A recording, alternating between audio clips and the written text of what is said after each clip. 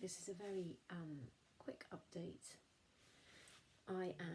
It's Saturday morning and we are off to Edinburgh for the weekend, and that means for me that the weekend's a lot easier because I don't have to think that I have time stretching ahead of me that's unstructured, but it's also difficult because normally on weekends I catch up on a lot of work for school and I'm not going to be able to do that, so I'm just working out how I can take my laptop and find some slots to do a few bits, which I know isn't necessarily the best idea, but it might just, well, it's not the best idea, but if I can find a few slots when it's not going to affect anyone else, then I may just do that. It's been a really interesting week. There's lots of things that have happened, some of which have been really hard, some of which have been fantastic. Had some opportunities to have some conversations with people that made me feel that people understood things in the way that I understand them, which is really good, particularly around sort of trauma-informed practice. And sometimes when you're trying to change things, it can be difficult if you feel that you're the only person that thinks in a particular way, but actually that's never the case. Sometimes it's just about giving the time and the space for the conversations, actually, because we're all so busy rushing around that sometimes we don't get enough time and space to really talk about things that matter. In terms of ADHD, a couple of people said they were quite worried about me after videos recently, and it's made me curious about whether making these videos is the right thing to do in terms of my job, and if people look at them and think, oh, she's not somebody that we would see as reliable to employ, or, you know, because I'm kind of curious about where I'm going to go next with my job and all of that. But actually, yeah, people don't need to be worried about me. I think it's not about worrying, it's about understanding. It's about the fact that I can make these videos and sometimes be really upset, but actually that's because that's the way I am, and sometimes I get really upset. It doesn't mean to say that I can't then get up the next day and get on with my job and be very competent. But for me, sometimes being upset and showing emotion is really important, and that's something that over many years I don't think I've been able to do, particularly because yeah, just because we're not really comfortable with that, are we? But actually it is important that we know when we're upset, and we allow ourselves to be upset. My job has a lot of things to be upset about in it, and whereas other people may be able to do it and just metaphorically close the laptop at the end of the day and just go into not thinking, I find that hard, but it doesn't mean to say I can't do the job.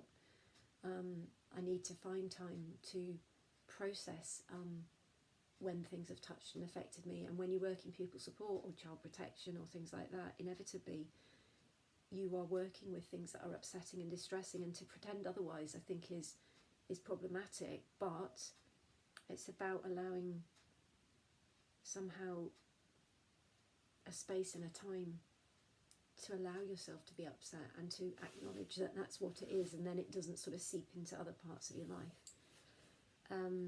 So yeah, I've been really upset about certain things this week, and there are things in my head over this weekend, but I'm going to try to say, I can't do anything about that right now. I'm going to write it down, I'm going to put it on my list, and then on Monday I'm going to come back and look at it. And that's really what I'm trying to do, because this weekend I really don't have the time to just overthink and do all the work that I could do. So that's that really. And just one last thing, I had a conversation yesterday. I had to do a bit of a presentation and about trauma-informed and emotionally intelligent work, and I just remembered about cognitive dissonance, and Bruce Perry talks about us being sometimes in an ego dystonic state, and that's where we have this thing of, we know that there's not the time and the space to do our job in the way it should be done, but we have to do it anyway. And I think we have to acknowledge that often there is not the time and the space to save all the kids, or to, no, we can do the best we can for them, but it might not be the gold standard, and that's what's really hard, particularly when we're working in a system that talks about excellence.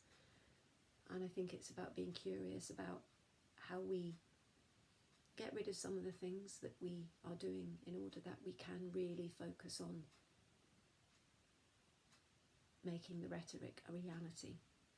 So I'm just ending with that, because I think for me with ADHD, that ego dystonic behaviour, that having to do things that don't actually live up to our high standards, that's really problematic, and that probably eats away at me because of my ADHD more than maybe some other people. And that's not a criticism of anyone else, it's just saying that that's why it's hard for someone with ADHD to switch off. And when I was doing training on time management a few months back, you know, other people were saying things like, oh, it's great now, close my laptop at 5 o'clock, go home, get on with my life. And I said, what about your, you know, your mental office that goes home with you? And that was where other people said, no, I'm not sure I have that. And I thought, okay. And that's what we need to understand, is that often with ADHD, the overthinking is more extreme than the overthinking that perhaps other people experience. So that's it. Please don't worry, but please try to understand, because if you've got someone with ADHD, whether it's a child in your school or a colleague that you're working with, it's just useful to know that these things might be going on for them, and that when you might say things like, you just need to switch off, or you need to stop worrying, that's difficult, and that's the disability, I suppose. Stay safe, stay well. Thank you for listening and being here, and thanks for being you.